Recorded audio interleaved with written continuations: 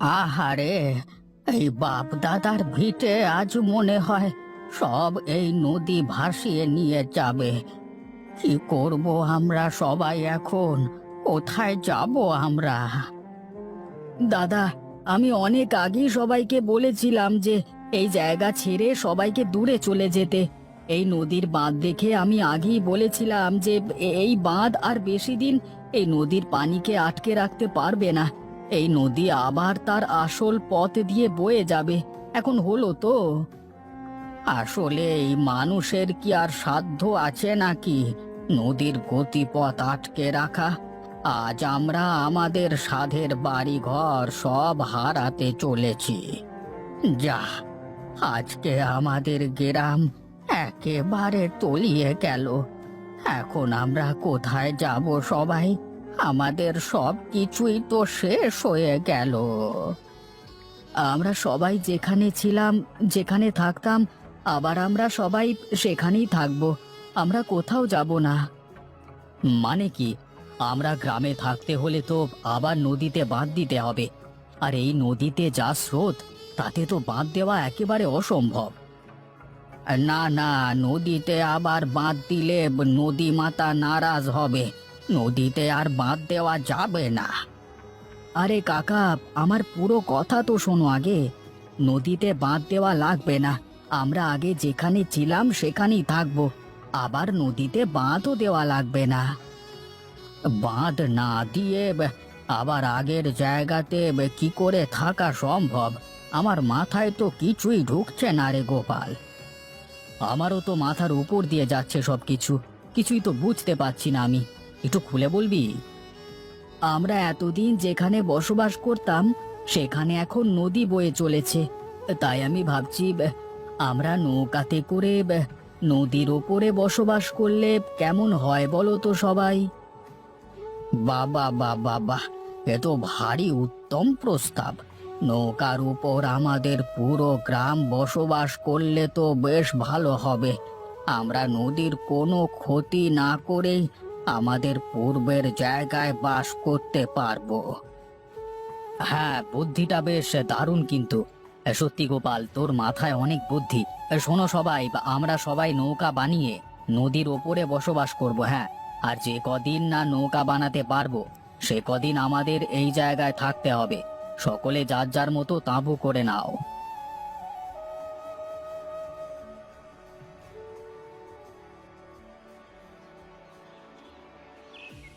তা গনাইদা, তোমার বেচা কেনার কি খবর? ভালোই চলছে তো নাকি?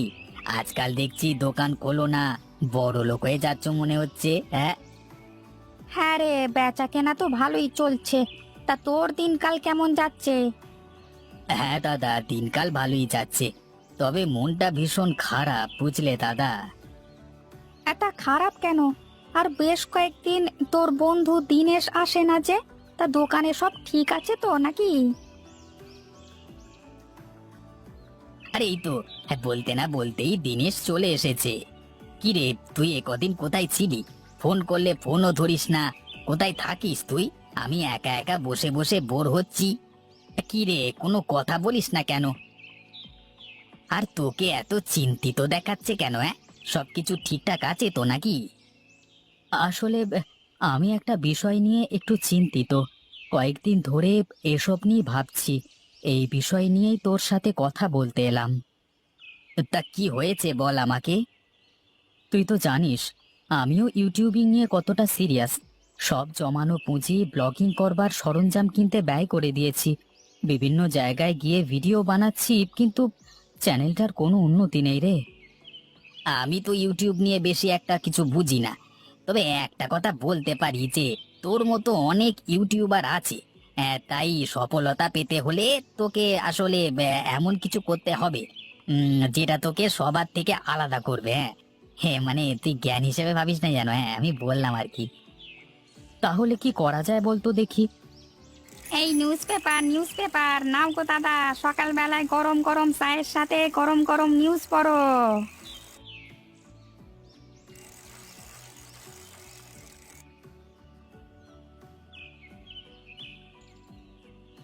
বাহ, বেশ ইন্টারেস্টিং ব্যাপার তো। এই নে দিনেশ, নিউজটা দেখ একটু, বেশ ইন্টারেস্টিং লাগছে তো ব্যাপারটা। এই নৌকার ওপরে গ্রাম, বাহ, বেশ ইন্টারেস্টিং তো ব্যাপারটা। হ্যাঁ, ব্যাপারটা নিয়ে বেশ তোলপাড় হবে মনে হচ্ছে। তুই একটা কাজ কর, এই ব্যাপারটা নিয়ে একটা ব্লগ তৈরি কর, দেখবি শিওর ভাইরাল হবে।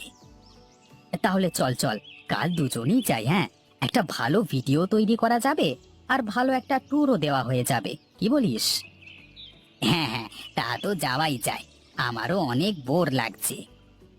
আচ্ছা, আমি বাড়ি গিয়ে একটু রিসার্চ করে নিচ্ছি জায়গাটা সম্পর্কে, তারপরে আমি রাতে তোকে ফোন দেব, কেমন? আচ্ছা আচ্ছা, ঠিক আছে, যা তবে।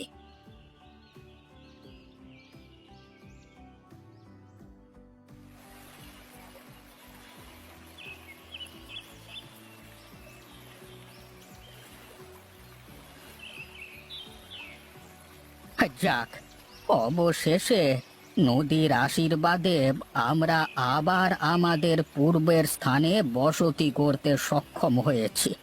এই বুড়ো বয়সে আর বাপ দাদাদের ভিটে ছেড়ে অন্য কোথাও যাওয়া লাগলো না আমার। এই সব তো গোপালের বুদ্ধিতে হলো।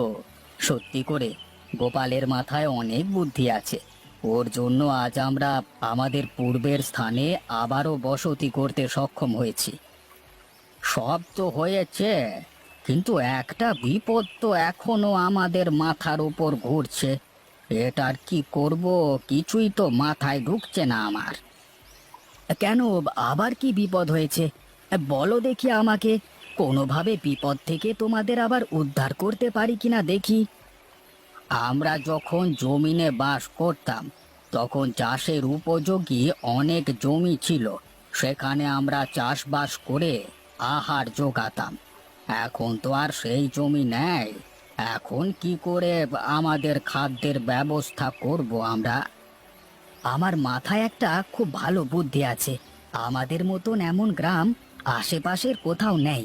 যদি আশেপাশের মানুষজন আমাদের এই গ্রামের কথা জানতে পারে, তাহলে আশপাশ থেকে অনেক লোকজন আসবে আমাদের এই গ্রাম দেখতে। আমরা সেই সুযোগ নিয়ে এখানে বিভিন্ন দ্রব্য সামগ্রী বিক্রি করতে পারবো। তার মানে কি, আমাদের গ্রামটা পর্যটন কেন্দ্রে পরিণত হবে?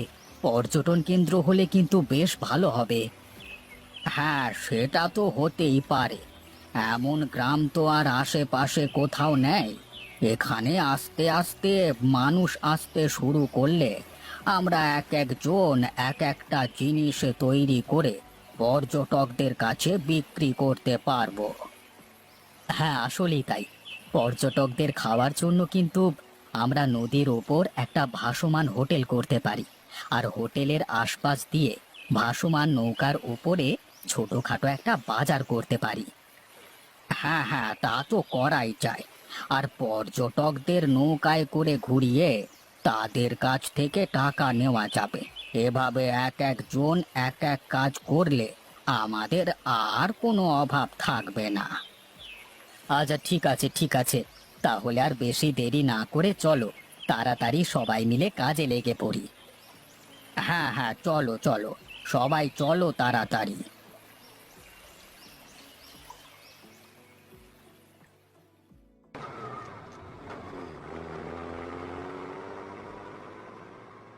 ওহ, অবশেষে মনে হয় এই গ্রামের কাছাকাছি এসে পড়েছি। ওই পেপারে যে নিউজ করেছিল তার সাথে কথা বলেছি। এখান থেকে আমাদের হেঁটেই যেতে হবে। এই রাস্তায় কোনো গাড়ি ঘোড়া পাওয়া যাবে না। বেশ বেশ, চলো তবে, দাঁড়িয়ে না থেকে হাঁটতে শুরু করি আমরা।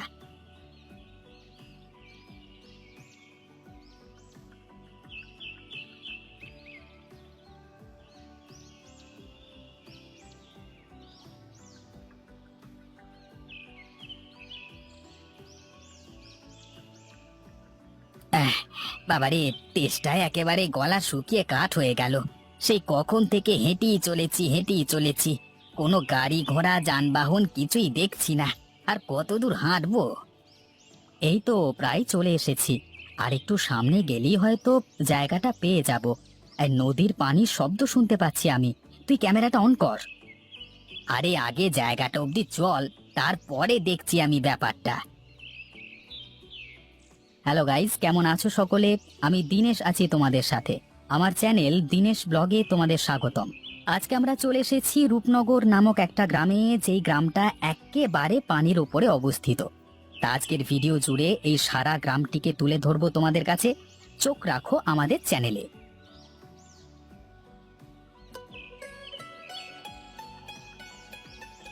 এই যে ভাই, আপনারা কি শহর থেকে এসেছেন নাকি? আসুন আসুন, আমরা গ্রামটা আপনাদের ঘুরে দেখাই। গাইজ, আমরা ইতিমধ্যে এখানকার দুটো ভাইকে পেয়ে গেছি। এখন আমরা তাদের সাথে পুরো গ্রামটা ঘুরে দেখব।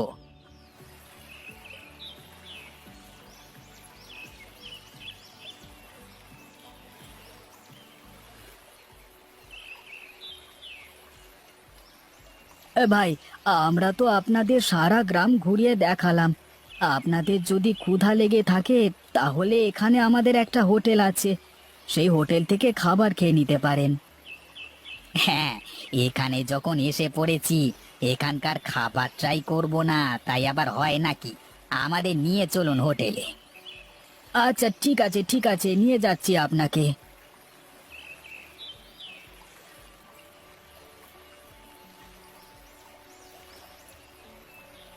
আপনার কত টাকা হয়েছে? কত দেব আপনাকে আমাদের এই গ্রামটা ঘুরিয়ে দেখানোর জন্য? আপনারা আমাদের অতিথি, আমরা কি আপনাদের কাছ থেকে টাকা চেয়ে নিই বলুন? আপনারা যেটা ভালো মনে হয় সেটাই দিন। এই নিন, এটা রাখুন। আর আমাদের আবার পাড়ে নামিয়ে দিয়ে আসবেন, কেমন? আচ্ছা আচ্ছা, ঠিক আছে ঠিক আছে। এই নবীন, দেখ দেখ, ভিডিওর ভিউজ কেমন বেরিয়ে চলেছে। মাত্র ভিডিওটা বানালাম, এর মধ্যেই মিলিয়ন ক্রস করে গেছে ভিডিওটা, দেখ। কি তোকে বলেছিলাম না, এই কন্টেন্টটা নিয়ে ভিডিও করলে অনেক ভিউজ হবে। হ্যাঁ, তাই তো দেখছি রে। এটা নিয়ে মানুষের যে পরিমাণ আগ্রহ, তাতে কিছুদিনেই এই গ্রামটা ফেমাস হয়ে যাবে আর একটা পর্যটন কেন্দ্র হয়ে যাবে, দেখিস। হ্যাঁ হ্যাঁ, তা কিন্তু তুই একদম ঠিক বলেছিস।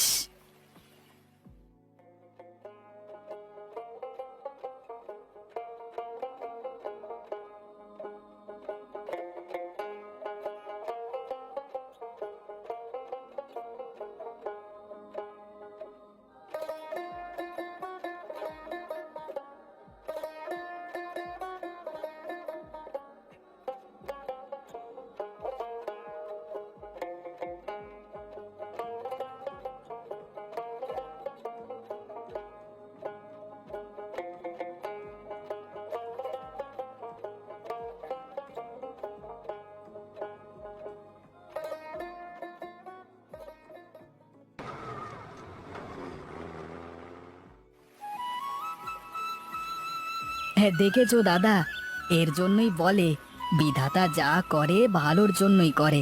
যখন আমরা নদীতে বাঁধ দিয়ে এখানে বসবাস করতাম, তখন আমাদের কেউ চিনতো না, আর এখন পুরো দেশের লোক আমাদের গ্রাম সম্পর্কে জানে। হ্যাঁ হ্যাঁ, বিধাতা যা করেন মঙ্গলের জন্যই করেন।